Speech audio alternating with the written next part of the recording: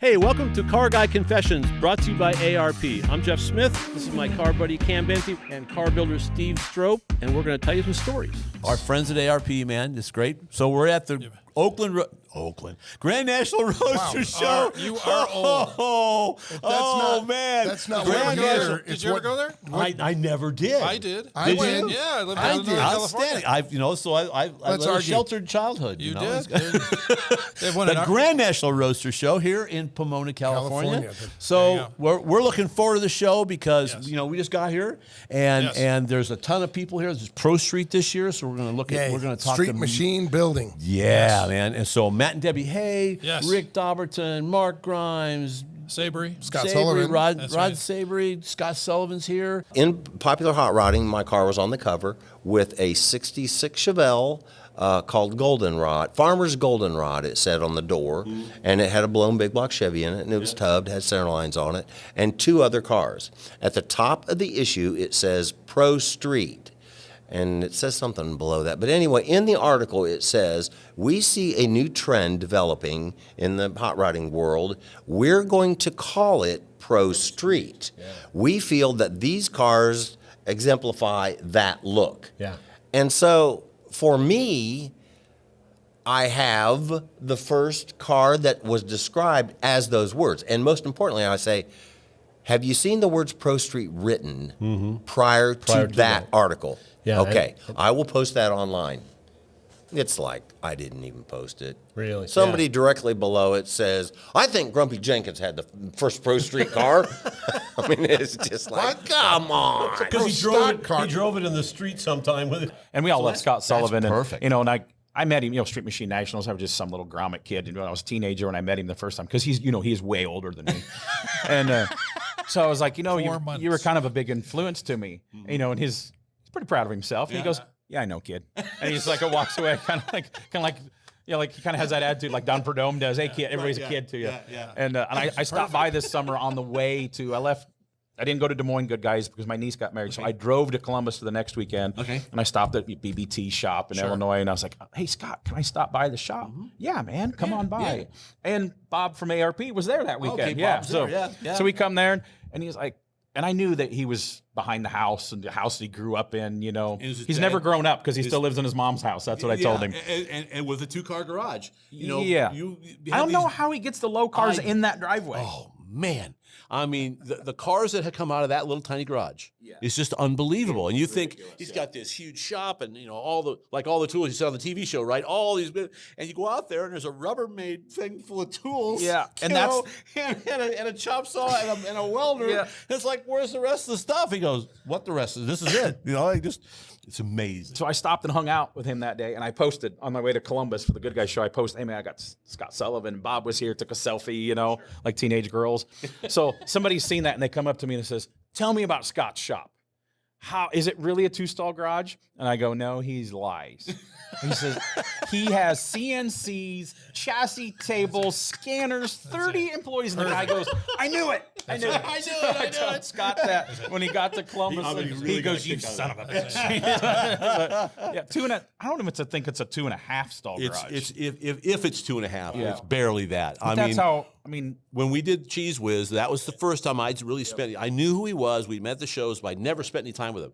And I realized on the flight out to do the drive, I thought, this guy could be a closet axe murderer. I don't know. I mean, I've met him at the show. On that, I think. You mean like getting in this room? Yeah.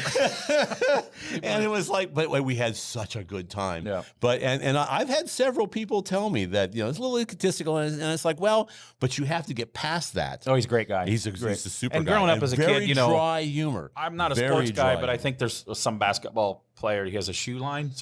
What's his name?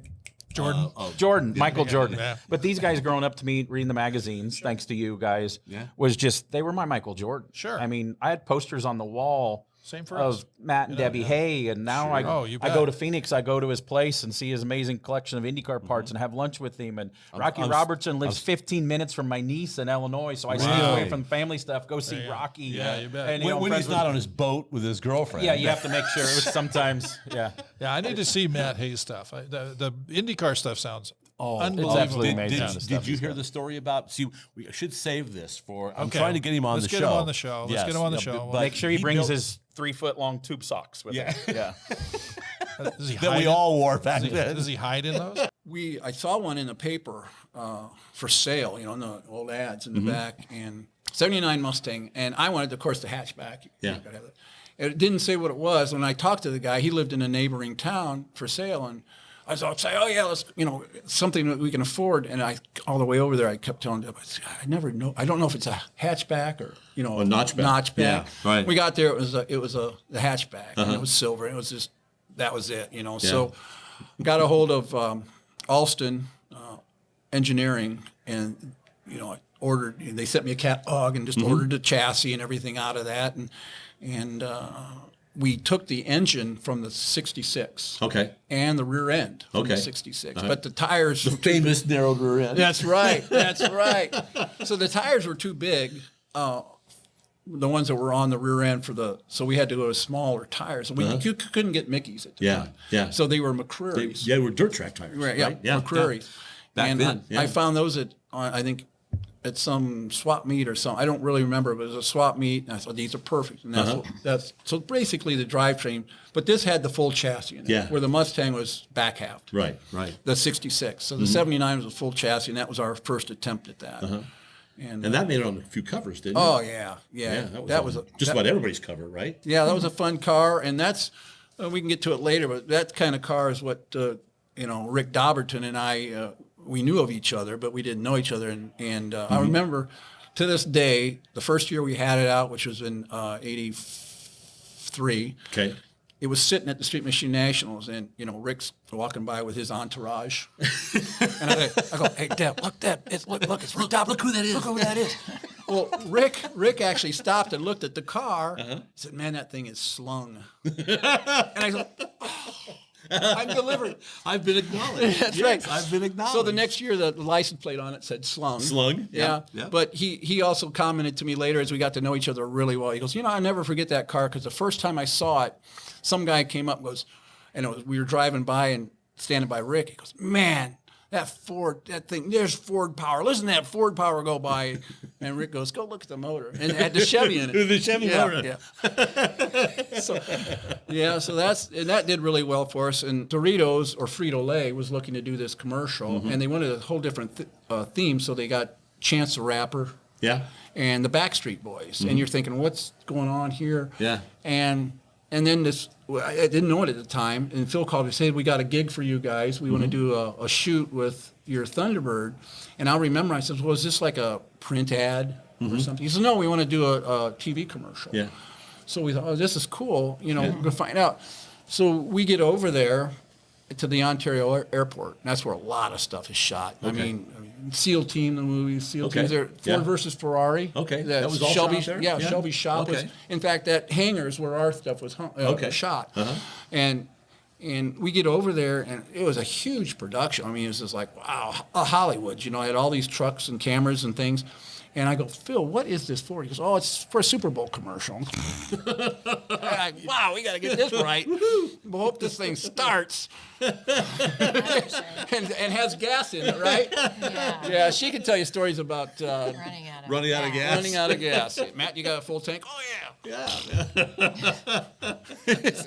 Guess not. Yeah, my gosh. So Did they actually paint the airplane, or was that just added in? that's a cool story too, and I'll try and make really fast. So we get over there and we do the commercial, but the correlation between the Thunderbird and Chance and the Backstreet Boys was Chance going back into time into the 80s. Okay. The Backstreet's "I Want It My Way." Okay. Whatever it was. That way. Yeah. Well, her way. So it must be her way. Spoken like a man who's been married for 44 years. Yeah, I feel we're safe. And so that was the correlation. He goes back in time in the 80s. He's dreaming like this. And then the next shot, you'll see the car going. And that's me driving the car along the mountains there. Yeah. I was supposed to look like Chance and wear a hat down. And I don't know how long we got, but if we got 3 years, I could tell you a story. Not this much time. So anyhow, did the commercial. Everything went really well. You know, that was a really fun deal. So that was really good. Yeah. And then we were going to do another commercial with the IndyCar for Dell when they were sponsoring one of the Formula One races, and we were getting ready to do that, and they said, we want you to come over to Fontana and do some laps. We're going to film it, and then we're going to Photoshop the Dell stuff on it. Okay. And okay, it's back and forth, and then all of a sudden I get a call. Well, we're scratched. We're going to do the whole car, just fake car, you know, whatever, just Okay, CGI. CGI. Okay, Yeah, so all right. which was cheaper for them. Sure. But getting back to the airport or airplane deal is the craziest thing is because the art director for Frito-Lay was asked Phil Fiore. So when he was looking for a Thunderbird, hey, do you know this guy's got this Thunderbird? Because we found it in one of the magazines. Mm-hmm. And he goes, yeah, that's Matt Hayes' car, and he's a friend of mine. So that's how that all became. Okay. And then apparently somewhere I talked to the art director during the shoot when we didn't have to do anything, and he really liked all these old 80s Pro Street cars. Okay. He was really into it. Okay. So obviously he caught Dobbertin's J2000 graphics. Okay. And he photoshopped them onto the plane. And that's why Really? you see that. So the J2000 graphics are on the airplane. Yes. Okay. Which is okay. really interesting now. Yes. Which is yes, really, you got the Thunderbird absolutely. in that. Yeah. So that's yeah. how that came about. Uh-huh. And then you ended up with the J2000. Yes. Okay. After. We have to do that quickly because we're running out of time. All right. Well, I mean, so we. I told you we could do 2 hours, man. my We could do 2 hours Yeah. so easy. Knew where the car was basically lost for 20 years. Rick had sold it and then went to somebody else, and the guy that owned it just stuck it away in a warehouse, literally. Okay. And Deb and I and a couple other people knew where it was. But then 9 years ago, I found out who it was and started calling him. 9 years ago, about 4 or 5 times a year. I offered him money I didn't have.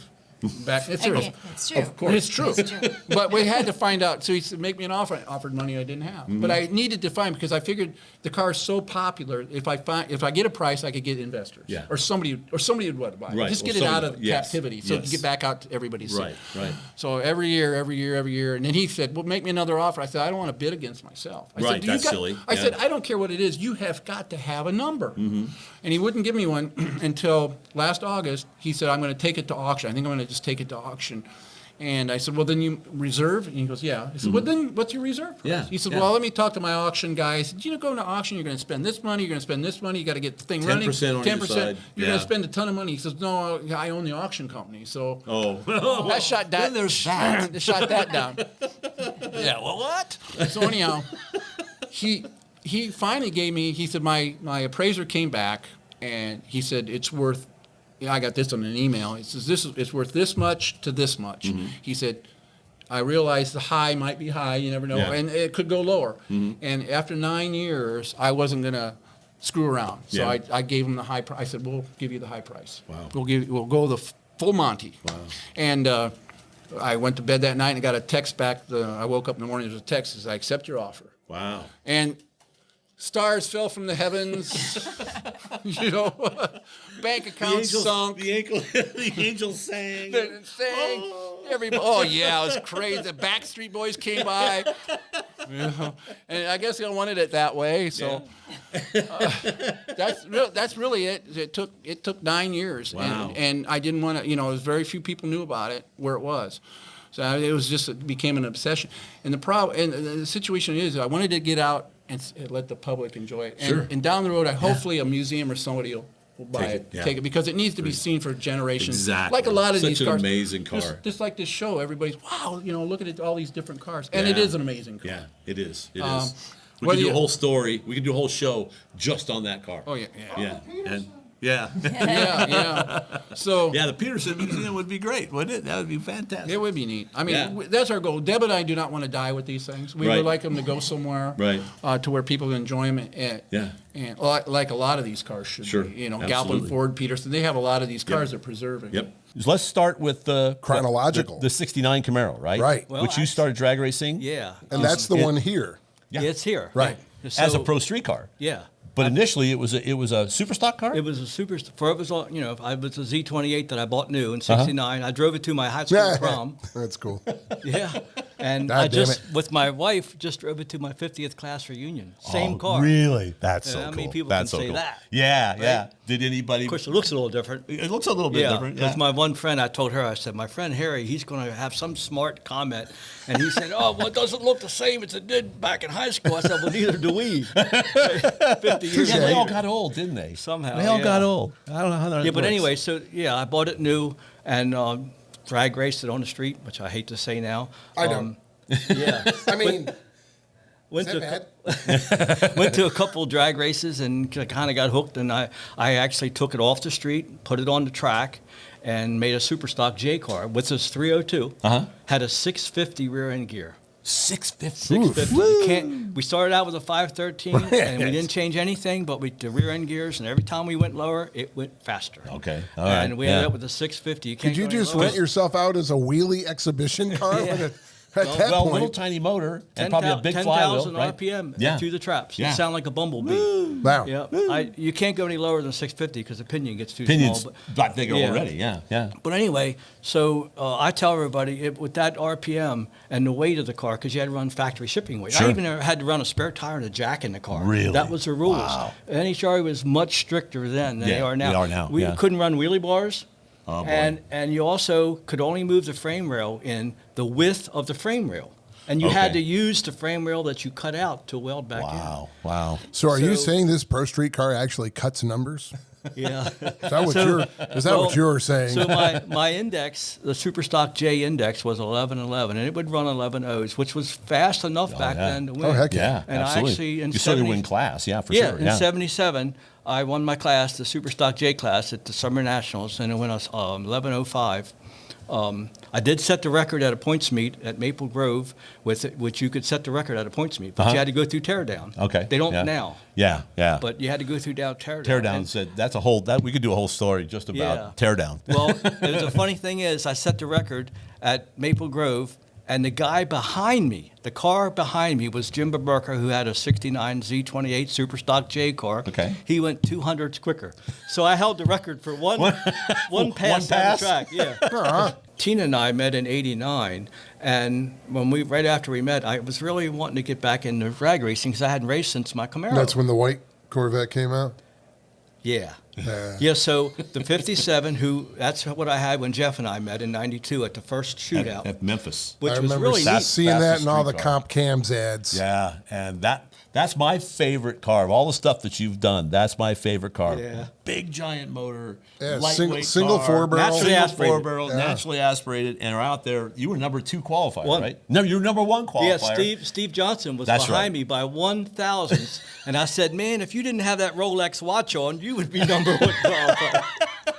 Remember, he had the Firebird. He was driving. Yeah, and he's now running Induction Solutions. Yeah, he is, yeah, good guy. Yeah. Really Oh, good excellent guy. Super guy. But anyway, but the funny thing is, right after Tina and I got married, I got the hankering to get back into drag racing, and I opened up the back of National Dragster, and in the back where they had all the ads was that 57 body. Right. It was a Okay. super Yep. gas car. Yep. That's all it was, 990 car. Okay. It was a super gas car, and I said, man, I want that thing. So I ended up going to Denver to get it, had it delivered, and then I found out about your event. Yeah. So I went to Charlie So Garrett. it just went. Yeah, I like went that. to Charlie Garrett and I said, man, I need a motor for this event. And we threw that car together, I mean, literally within 6 months. Really? We put the motor in, the transmission was a Power Glide. It was a 632 with 1 Dominator. Charlie built incredible motors. And I think it made 890 or something like that on a dyno, which was pretty good. And you were at Memphis. You were racing against nitrous cars, Blower mostly cars, blower turbo cars. Yeah, Wayne Deputy. Yep. Not Wayne Yep. Deputy, but Gene Deputy. Gene He had the Deputy turbo. with that turbo Mustang, and then Did you have nitrous on that car? No. It was straight? Naturally aspirated. So naturally aspirated, giant motor, really light car, Right. against all these much heavier cars with big Power adders. And Yeah, then I breaking was, stuff left and right. I You was- should have won I that remember race. your I should. silver You outfits. should have won that race. You guys why I had didn't silver win it. with You broke a like valve spring, right? Yeah. black Yeah. and either raspberry or pink, the stripes on your Yeah. Yeah. I remember the Yeah, photos she's of got the pictures of two it, of you yeah. always had matching Yeah, we always. Yeah, and should have won that race. Broke a valve spring and didn't know it. Yeah. And then he just mile an hour past you in the lights, right?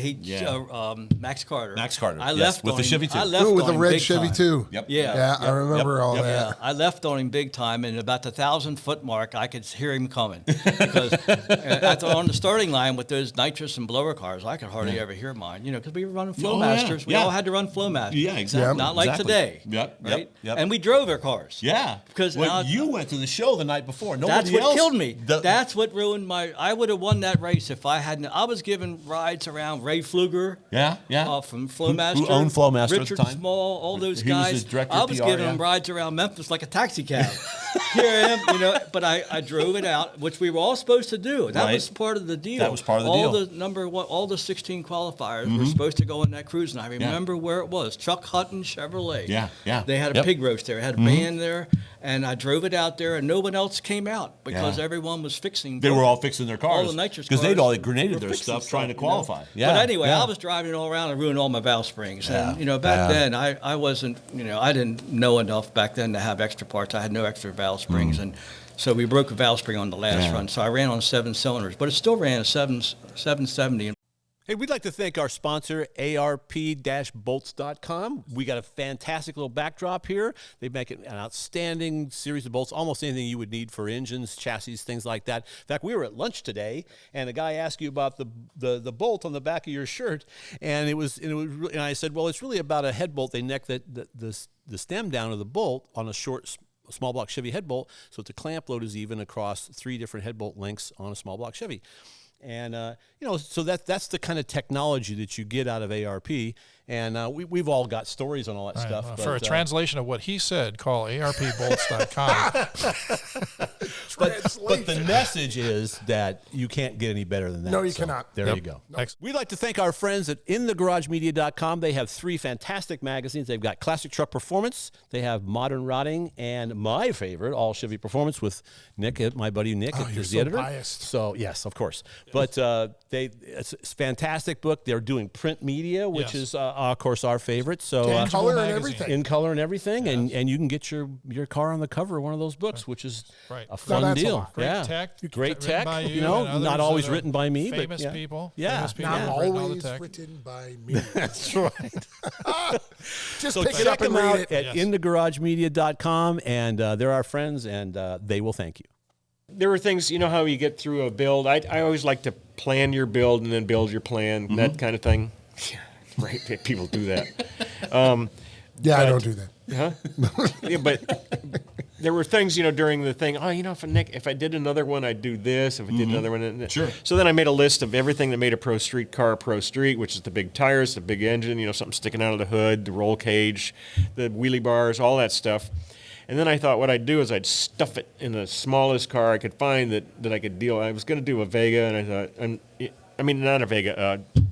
What's a little Chevette? A Chevette, And which then is even shorter. it was like. Yeah. It's just an ugly One car. guy did that. Jody. still in it. Jody, the yellow one. They're Remember cool. it? They're cool cars. Yeah. But it'd been done before. Right. And all that stuff. Nobody's done a J2000. Yeah. Nobody even knew what it was. I call it a Sunbird. Yeah. And sorry. And Probably deals meth. Yeah. I didn't know what you were doing there. I'm sorry. So now they are affixed to my pants. We can just tape them down if you want. No, that's okay. I'm sorry. I'm gonna and I go even was now. told that. Well, listening to what I'm told is not always. So from the beginning, it was a stainless steel chassis. Yeah, well, one of the things was I listed everything, and Wow. and I listed everything, and one of the things with the frame was to do this, and then tires, try to get them really short. I got a Right. good axle story if you want to hear it in a minute. Yeah. But We're good on axle stories. I did.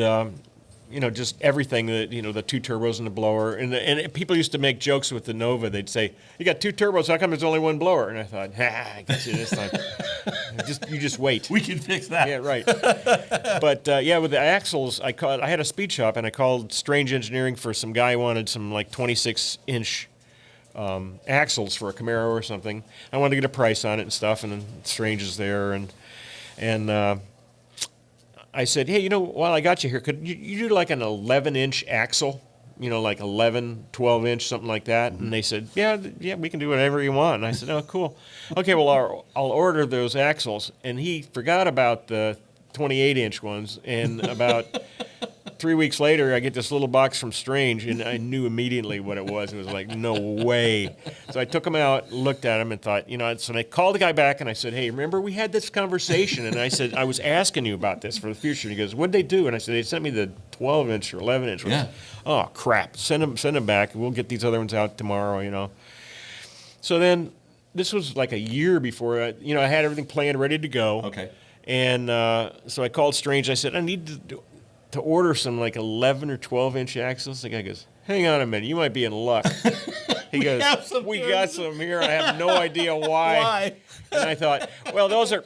No, wait. That was somebody else. Yeah, that wasn't me. You got your own used axles? Yeah, no, they've never been in anything. I put them in a shoebox just to do it. Yeah, that's cool. And but that was pretty funny. I've told them that since then, and they're still hunting me down. But I remember you sending me a photo of you after you'd polished the frame. Oh, I'm going. Yeah. That was like you were from an alien world, because you did that for like 14 or 18 hours straight, something like that. Oh no, we did it 18 days. 18 days. I had a guy that was an expert polisher, and he had this machine, and to pick it up, it was like a 50 millimeter, whatever, and it was an old Black & Decker, and. He set it on the ground. He said, that thing will polish. He said, wait till you hear this thing. And he goes and plugs it in. Well, he had the switch on. And it had like 100 feet of cord. And it went, and it banged on the frame a bunch of times. And it went all over the garage. And we had to jump over it. And he goes, well, it's kind of like that. So. Minus all the death. Yeah, right. Yeah, just forget the death, well, and that's good. Everybody comments about the welds, how they're finished and everything. I'm not the best welder in the world, so when I get these things, and I am OC, I want everything just right if I can do it. And I'd get the welds, and then I'd stop, and it amazes me where these guys can pick up on that and keep the exact thing. Yeah. And then you got to go underneath, and then you got to go up, and then you got to go over around. the top. Yeah. And I thought, wait a minute, if I polish these, so then I'd grind them a little bit. If I run like 3 beads around, spread them out, and then the last one's just a like this with the wand, and then you can polish them out. I get credit for something, and the reason I did that at first was because the welds didn't look right to me. And you got everything polished, and you get down to the things. Yeah. So I'd do one, and think, there's only like 3 hours to do this one. What's the big deal? And then you start looking at the frame and go, what am I thinking? There's 2,000. Yeah, they're everywhere. Oh, so you did have a moment of clarity. Yeah. I was waiting for you to say, at one point, I figured out I was nuts. Yeah. And because a lot of people, because the car was so over the top, a lot of people didn't really appreciate it. And all they did was criticize it. And I always told people, I said, dude, I don't care if you like it or not, but tell me that you can't appreciate the effort that went into the the car. workload. That's the point. Oh, yeah. That's the point. Aesthetically, you may like it or not, and that's a different discussion. But tell me, if you work on cars and you look at this thing for more than 5 minutes, if it doesn't blow you away, that then was there's my something conversation last night with the undisclosed builder. Okay. I was like, can you imagine how much work wrong. if somebody ordered this car? Yeah. And he went, I don't want to do that. Yeah. I said, you're right. Hello? I don't want to do that either. So then after the J2000, then what happened after that? You took a front wheel drive car and put fat tires in the back with a front wheel drive car. Yeah, it was Grand Am. Blue. A Grand Am. We yeah. did Blue? well. There were so many people talking right? about how Was it blue? No, white. It was white. Yeah. Talking white? about how much it cost to build a Pro Street car or anything that looked, the money. And I said, well, why don't we just we put the full back half of the frame, and then just cut because it was a solid, what is it, an angle or something on those. Yeah. We just cut a section out, got it to the right width, clamped that on, and welded it back together. I thought, that should work, right? Yeah. It did. Well, then I drove it to, I got a picture with a Hollywood sign and another one with the Statue of Liberty or something. So we drove across country. The only time I screwed up was when I saw this eddy in a field. little windstorm. Okay. And I'd never seen those before. Like, Hey, we'd like to thank our sponsor, ARP-bolts.com. We got a fantastic little backdrop here. They make an outstanding series of bolts, almost anything you would need for engines, chassis, things like that. In fact, we were at lunch today, and a guy asked you about the bolt on the back of your shirt, and and I said, well, it's really about a head bolt. They neck the stem down of the bolt on a small block Chevy head bolt, so the clamp load is even across 3 different head bolt lengths on a small block Chevy. And, so that's the kind of technology that you get out of ARP. And we've all got stories on all that stuff. For a translation of what he said, call ARPbolts.com. but the message is that you can't get any better than that. No, you cannot. There you go. Nope. Excellent. And then just check them out at arp-bolts.com. We'd like to thank our friends at InTheGarageMedia.com. They have 3 fantastic magazines. They've got Classic Truck Performance, they have Modern Rotting, and my favorite, All Chevy Performance with Nick, my buddy Nick, you're is so the editor. biased. So, Correct. yes, of course. Yes. But they're doing print media, which Yes. is, of course, our favorite. So, In color and magazine. everything. in color and everything, and you can get your car on the cover of one of those books, which is Right. a fun that's a deal. lot. Great Yeah. tech. Great Written tech. by you know, and others not always that are written by me, but yeah. people. Yeah. Not yeah. always written by me. That's right. Just So pick it up check and them read out it. at InTheGarageMedia.com, and they're our friends, and they will thank you. oh no! Duct tape my hands to the table. out. Okay, how about back behind? right here. Yeah, right here. Right, and then I can go. I swear to God. It wasn't me. It wasn't You know, we can just use zip ties. They do that with law Oh, enforcement. that's right. Okay. So what? Oh man. Now you So gotta screw him up. He's gonna think about that. so what were we talking about? Your pro street car. Oh, that's right. So so I did that, and I got so many people saying, No. The Eddie out in the field. Eddie in "Oh, field. the Eddie."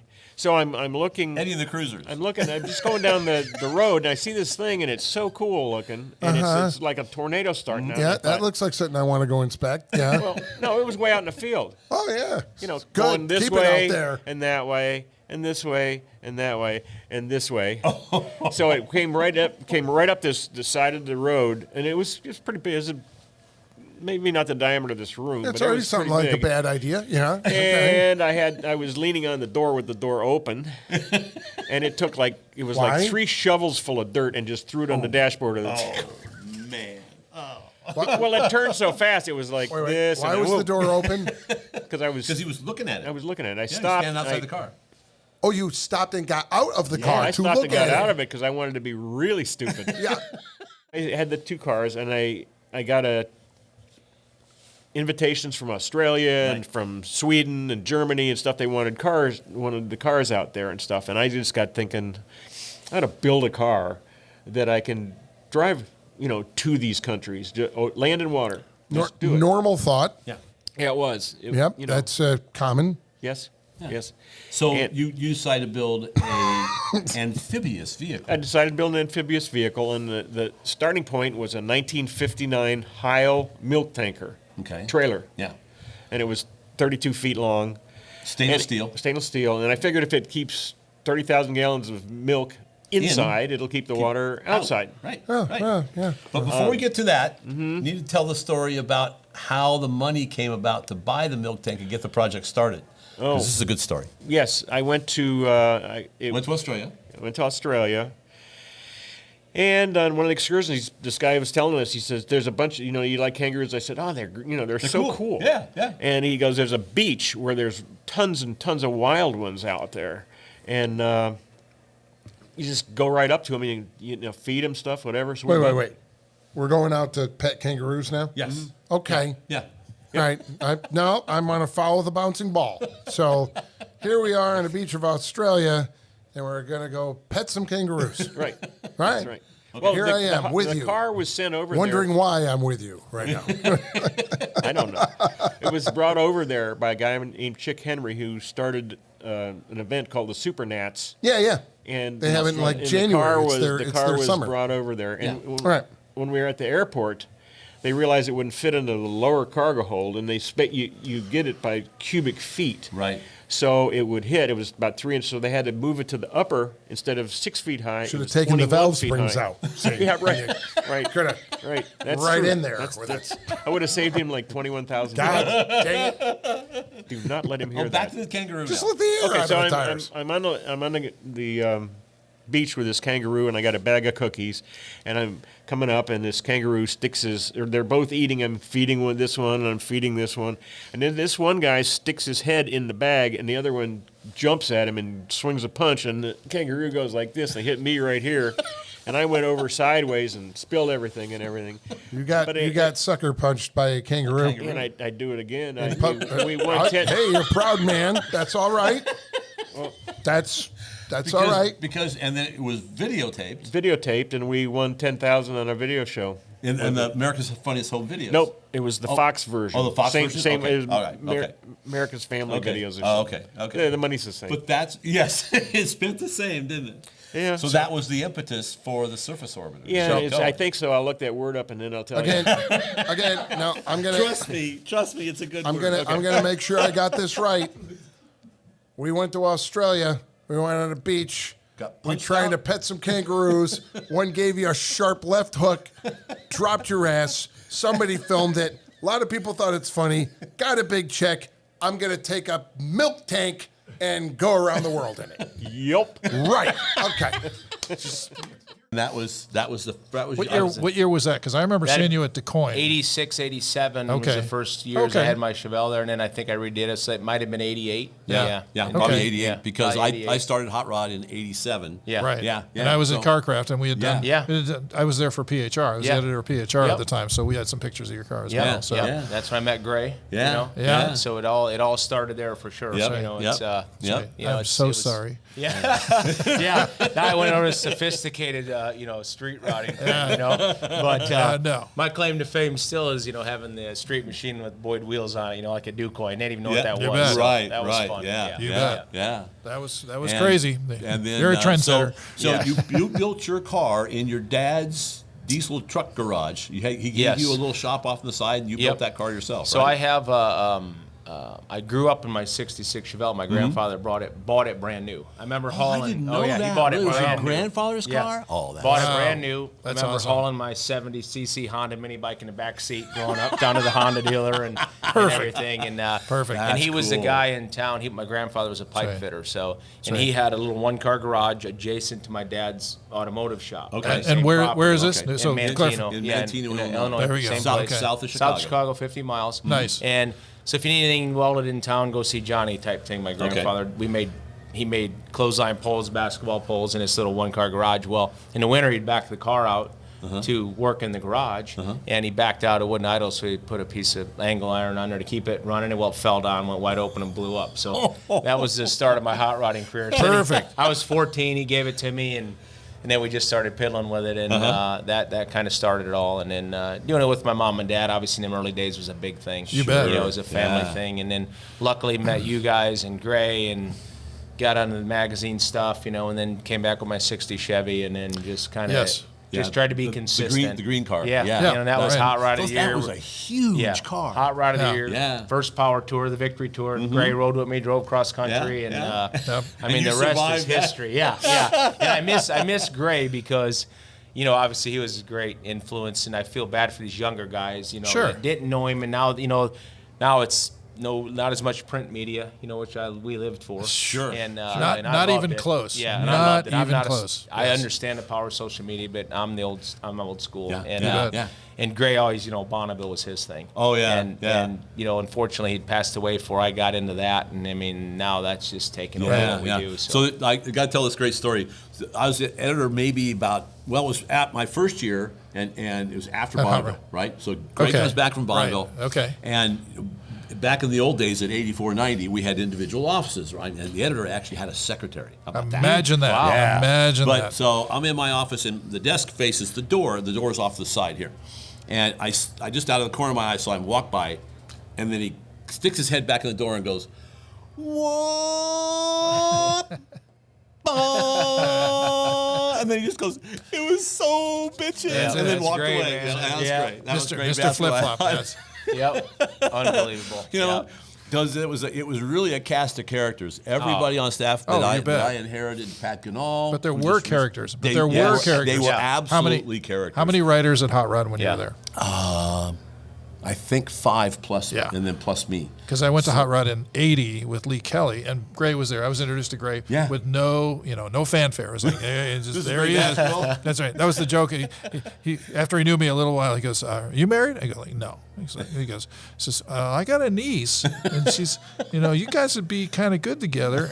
And then he goes and he walks by the door, and he comes back like seconds later. He goes, "Are you Mormon?" And I go like, I went. No. Sounds like great. Cut to the chase. And he goes, I said no, and he goes, forget about it. Never mind. Another thing, I was lucky too because I came in, right at, with Boyd and Gray and Jack Chisnell, Posey and Angelo from Ford and Barry Loback and Briz and they kind of took me under their wing a little bit as a young guy, and that was that last really, I think, big group of awesome guys, slowly kind of. Who started their own shops and owner-operator kind of things. Yeah, and when you had to back in the day, as you guys know, you had to build the car, and I had to drag it all the way across country out here. Right. To be in the right place at the right time and then consistently do it to get some leverage in the industry. Yeah. Now you just take a picture and click it, and you're everywhere. You're everywhere. So right. But back then. Yeah, I call them Facebook famous now. So. Good point. That's a good point. Yeah, we spend half our time, half the year doing that, the car stuff, and honestly half the year doing Bonneville stuff. I mean, it's really become a big part of what we do. Nice. We built, 4 cars now, and had a lot of success. Let's start off with that because that was like a major change for you guys, and that was the Blowfish. Yeah, car, Blowfish. Yeah, that was the first one. Yeah, that was the Flowmaster car. with a Mopar 4-cylinder. Yeah, 3 liter. So we always with doing the power tour right away with Gray, and then every year we did the power tour. So that really you guys know you start driving things cross country and you figure out what you did wrong. You're not going to do that again, right? So, and I was a mechanic working for my dad out of school. So I was a mechanic before I was ever like a making anything look good. So I was more from the approach of making it work. Yeah. And so that doing the power tour and all that really kind of made us get better at that. And then when built the car for George, Poteet, and he's the one that drugged me out to Bonneville. And he's like, you got to come out here, history crosses over and all that. Yeah. Went out there as a spectator in, I think, 05. And then we built the Blowfish and raced it in 06. Okay. And and that had the 3-liter USEC midget motor with the Pro Stock Hemi head on it, which was just awesome combination. Yeah. Went 269 with it, set the record. 269 set the record. What class was it? That was F. Okay. F blown fuel. Comp Q. Wow. Is that when did it have the Flowmaster stuff on it? It had the Flowmaster muffler in it. There you go. Yeah. That was we had the big 5-inch Outlaw muffler on it. There you go. Going through the center of the car. That was David Featherston and McClellan. They were all involved in that. We've got I've got a picture that's 12 by. It's 3 sheets, so I guess it's 12 by 8 that David or that Featherston took a shot. No, Richard Small did. Richard took the shot out, the picture at the time, and I got blown up in the shop of the Blowfish out there. But, very cool. So that was an interesting experience. We go out there and we bring the Blowfish, and I'll never forget it. We're going into tech, and you can just hear the whispers like, "Oh, look, they brought a show car out here." Yeah. I mean, more than one guy said it, Yeah. And to me, it's like if you're building this, you're building that, it needs to be done right. Right. And Sure. If you get lucky enough and do well, and it's done right, and then now you got something. Yeah. So we went into tech. Normally there's 2 or 3 guys. There's a dozen. They're trying to find something wrong, and we go through that whole mess. And they found a few things, and and everything. And then we luckily went out and set the record right away with that motor. And I mean, that's a record that's probably may not be beating because we beat it by 30 mile an hour. Wow. And and it just you got to spend a lot of money in them classes because it's a F engine, so it's 3 liters. So you got tiny. a weird combination. It's not nothing you're buying off the shelf like LS and put a turbo on it. I mean, we made all of it, blah blah blah. So that was a great start for us. And then And did George drive the car? Yeah, he drove it early on, and then he drove it. I think he went 279. We had a 279 record with a C motor in blown fuel. He had that for a while. Then he was kind of more. Got into just driving a speed demon. It's too much to get in both of them, which is understandable. Sure. Oh yeah. And then we graduated up to the fastest we went. Exit speed 320 in that thing. Really? So, wow. Our goal was always to get that when I first started that project, I called Kugels because they'd been 300 in there. They went 300 in that Pontiac. In the Pontiac. Right. And then I called Jack Chisnell, good friend, had been 250 in the Studebaker. In the Studebaker. So just kind of listened to him and then sifted through that advice. And so then we were able to, the one year, it was probably about 2011 or 12, we had 7 passes over 300 in that thing in 1 week. Wow. And we set a two-way average at basically 308. That's great. But it was awesome. Yep. I mean, I didn't realize it had gone that fast. Oh, yeah. Man. And we had about 1,400 horsepower. Mm-hmm. So then And what motor was it then? that was an R5 Dodge. Okay. Modified. Yeah. And then, so we had the bright idea of, well, okay, we did that and it worked great. So we came home and that's the open deck block. So we put it, I've got a big VM6 machining center. We put it in there and machined around all the jugs, machined a cast plate, pressed it in the top to keep the cylinders more stable. Right. Put a 118 turbo on it and put it on methanol, made went up to meanies, Yeah, okay, yeah. 2,600 horsepower, 1,700 foot-pounds, and then spun it out 4 times the next year. We spun it. There's too much power. Yeah, because right? John was still working on his traction control at the time, so it wasn't refined, and we spun it out at 290. Wow. So there's actually It's hands down the fastest, probably, maybe the fastest thing out there that's ever spun backwards. It went 290. Wow. And luckily it got backwards and got a little bit of air under the back because we have travel sensors, and it started to lift just a little bit, and it tore the deck lid off, settled down, and just flat spun. Okay. So we got lucky. Man, that's very lucky. And when we usually built, what happens it's a is messy. boom. And when we built the car, Eaton, I did a lot of stuff with Eaton in the day, and I met a guy, and the lead aerodynamicist at the time for Chrysler, Terry DeConnick, was for NHRA and NASCAR, and we got to meet him. So we brought it up like a day before Christmas one year when he had it in bare steel, and had him look the car over and stuff, and he wasn't familiar with Bonneville, kind of telling him what you can and can't do. Yeah. Talked about stuff, came back, finished fabricating, and we spent 40 hours in Chrysler's wind tunnel with that car on third shift. Well, you'd almost have It to saved go that us. fast. Oh, It saved us. I mean, all that little stuff. And then Terry got excited about it, and he'd come out to Bonneville with us and just had a lot of data. He did a lot of John Force's data at the time and That race takes a back lot of and- power to go that fast. Yeah, no but kidding. it made the car safe. Where when we did spin it out, luckily we didn't get in trouble. So this shows you how little I know about Bonneville. Traction control and sensors. Oh, yeah. Yeah, right. Oh, Yeah. I had no idea. Yeah, Oh, we have yeah. 40 channels of information. Now we run Motec on the Blowfish, which is, Wow. as long as you can understand it all, it's incredible stuff, Yeah. as you know, Jeff. Or Yeah.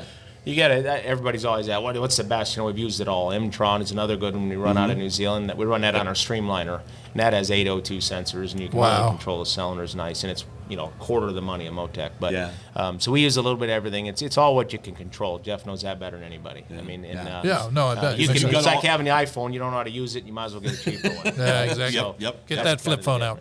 difference. But so traction control. So what is it actually doing? I mean, is it actually applying brakes and things No, of that what- sort? Like pulling power back. Yeah, what we did pulls on power ours, out of the motor. Okay, yeah, fine. what we did in Okay. ours, we just take a reference from the front wheel to the rear wheel. That's what it's trying to balance. And when it sees that, obviously, rear wheel going faster, we just start pulling timing back a little bit. Got it. A little bit, and then we could open the wastegate or whatever. Makes perfect sense. Yeah. Okay, Yeah. very good. So you start managing, because think about it, you're racing on salt. Oh, I know. Really narrow tires because you want the bet. smallest footprint. Right, because sure, it's the less lower drag. friction. Yeah, right. Yeah, less frictional horsepower loss. bet. So. Probably Yeah. the one most unique thing on the Blowfish that probably most people don't know is it was a one-wheel peel.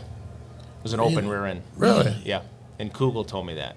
He's like, Because it was running more stable. Yeah, run an open rear end. That way, if it does break loose, it won't check out on you. Okay. And it worked until the one year we spun it out, we were like, I think 260 wheel speed, went into high gear and just too much boost, and it went to like 340. It got it enough sideways where it couldn't catch it. But all the other times, it would just spin the wheel a little bit and stay straight as an arrow. Wow. So yeah, Okay. yeah, it's open one wheel peel. I would not have guessed that. Would Yeah. not No, have that would guessed not have been my choice. Yeah. Yep, But, one wheel peels. I remember seeing you sent me a photo one time of a third-gen Camaro that was going Yep. through that whole Yep. thing. Did that ever get completed? We're painting it right now. You're painting it right now. We waited for the right time. Now it's I- hot, and it is really something. I mean, it's a. it looks like an IMSA road race car. It looked like that. Yeah. That's- Did you see these photos? No. That's It's what we crazy. made it look like, Yeah. And we've been working on it honestly for 15 years. I know. Really? I know. Because I was a tried to Flowmaster talk when I Joe first saw out it. of it for 5 years doing it. He was an engineer at GM for 40 years. Okay. There you and, go. Had 3,000 miles on it, and he started taking it apart, and then I met him, and so Yeah. we work on it a little bit, and then build 2 cars, and work on it a little bit, build 2 cars, and then kind of, it's like, it's kind of. I would kinda love time. to see that. I mean, it was is, just and beautiful. I'm I telling mean, it you. was all in So it's a metal. twin Yeah. turbo 406. Yeah. Daily dry sump 480. The cage is very organic in it. It's all kind of weird formed on the Pomax. It's all Motec. Okay. It's got 488 Ferrari brakes on it that are just, I mean, Really? I've studied that for a long time on what caliper nobody's used in this industry, and came across that and then finished it the way I want. So it's got F1 wheel hub, the legit, like, you know, nuts and hubs. Oh, and, yeah. really. Oh, yeah. I mean, because I want it to be legit, and it's modern color. It's called squid ink blue. So it's a weird color, you know, Nice. it kind of fits more this modern stuff, and not a lick of carbon fiber on it. I refuse to do that because that's the trend, right? So I went is. absolutely the other way. Very, with it. very But true. it's we're painting it right now, and it's really something. I mean, it ain't for everybody, you know. I would say, you know. What color? What color is it? It's squid ink blue. Oh, the whole car. Yeah. Okay. Yeah, and it's kind of we did like Squid a ink blue. Yeah, So we're doing it's this dark. You know, it's all angular. You've seen it. So in the door area, we're going to do is satin. We do a lot. Like we take this. On all the jobs you do, we take the stock mix and paint a lot of the car, but then we just play with it. We add black to it a lot of times, and then we do satin. So it's in the same tone, you know, and they work well together. So it'll have like a satin panel on the side, and we're going to play off that IROC. It ain't going to say IROC. I think it's going to say like F87, but kind of play off a little bit of what it was. Yeah. Sure. And stuff. But if Well, you they were appreciate good-looking cars. fabrication and want to see something different, it'll be fun to look at. It's not for everybody. Right. But it's An the IRS one. rear end? Yeah. Yeah. It's got a the big gosh darn it, Mark Williams, the big crazy that Oh, the wild big, the big flange house. center section. Okay. Yeah. Okay. The one thing about it is it just, I don't know, it's definitely unique, but like, and we're not social media guys, and we don't do much on our website, but like if you put a picture of that thing up, They'd it will flip out. hit. Oh, you bet. If you everything I built combined, it'll triple it. Really? It's unbelievable. really, there's a call really out there unusual. with them cars. Oh, yeah. Is unbelievable. Well, that third generation, when they first showed up in '82, they were revelational. Oh, yeah. And that was a really good looking car. And then they slowly modified it. And I had a lot of fun with those cars because so there's a lot of, as opposed to the Gen 4s, which never hit with me. But anyway, those were good looking cars to begin with. I remember seeing one in the proving, not the proving grounds, but in the design center, at the tech center at Chevrolet. And I thought that was an unbelievable car. So what you've done it's just cool. builds on and that. you can still, you know what it is. I mean, you look at it. It's whacked out, but you still, absolutely know what it is. Yeah. You know? I mean, it's You bet. not, we didn't lose it Very there, cool. but it's Very really something. I mean, it's an eye turn. I just really like the color came together right on it, and Nice. paying So attention it's to a details. dark blue. Yeah, it's kind of a dark, muddy, grayish blue. Okay. Milky. Okay. You know, Okay. we're kind of known for weird colors, so Yeah. it's kind of a milky, snotty, I call it. There you I go. told Joe that owns it, I go, if it pulls up and you turn around, the first thing in your head better be snotty. If they say it's pretty, then you need to crush it. Something's wrong Because it here. needs to be snotty. You bet. And You bet. I mean, it's legit. I mean, Yeah. it's really something. And then we You took bet. all the, just trying to, like all the ARP bolts, took all the 12 points and, lightened them up. So, and then we're putting them, Matt actually, my customer with the flathead, they make cutting tools for a living also. Okay. So they've got all the vapor deposition coatings, like when you put the tungsten on the cutters where they, they 2,000 degrees spin it and it vapor impregnates and all this other business. So we're doing some samples right now on some ARP bolts because Really? I want them like a different color. Okay. But you got to be able to wrench on them and not tear them up. Yeah, Sure. exactly. It's got to be Exactly. functional. Yeah, So yeah. we're just trying to do a lot of different little mechanical things like that. Very cool. They make the best stuff. They do. There's There no we go. That's why. competition. Yeah. No, I mean, they're. I agree. Hands down. I mean, I've got. bet. My dad has, I think, the record. When he was alive, the quick backstory on ARP. So I was a sniper driving it cross country that year, Yeah. and about '97 probably, and. I don't know where we were at, around the middle of nowhere, and this guy comes walking up and he goes, "Hey, I like your bolts." He's looking at the engine. It was Bob Flooring. Yeah. And I go, "Oh yeah," I said, "I got them at my local hot rod shop, Winter Circle." Yeah. He goes, "Oh, Jim." Yeah. I'm like, "How's this guy know Who's this guy? Jim?" There you go. We're in Oklahoma or somewhere. Yeah. And he goes, Size "Oh, you mean 7. Jim?" Yeah. I go, "Yeah." I go, "How you know him?" He goes, "He introduced himself." Uh-huh. And then, took care of us from that day on. Yeah. Because I was Yeah. buying them, and because I'm a fastener guy big time. And so my dad, Bob's like, "Hey, send us what you need, and this and that." And I think the first order we got from him was probably 700 pounds. It was on pallets. I think Bob said it's the largest free order they sent out. So So it was. I've got literally I've got everything they make. Literally. Yeah. I'm I guess I'm called a stocking dealer. But, Yeah. And then they do a lot of special stuff for us too. And Sure.